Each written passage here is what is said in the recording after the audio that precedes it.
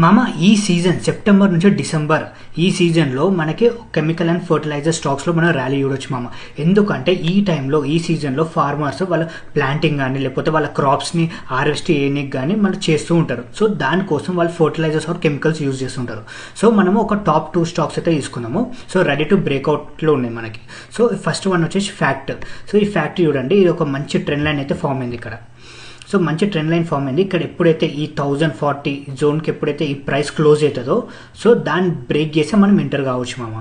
And ఇక్కడ దాని ముందు చూసుకోండి, సేమ్ ట్రెండ్ లైన్ ఇక్కడ ఫామ్ అయింది. ఫామ్ అయినాక మనకు 50-60% అయితే మూవ్ వచ్చింది.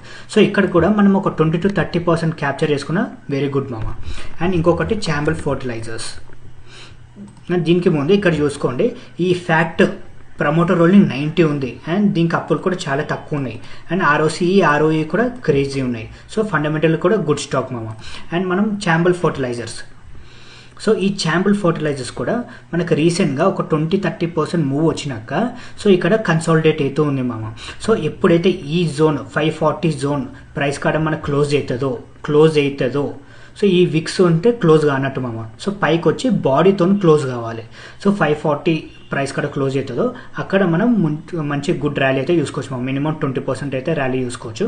అండ్ ఇది కూడా ఒక ఫండమెంటల్ గుడ్ స్టాక్ మామ. సో ఇవి మీ వాచ్ లిస్ట్లో పెట్టుకోండి.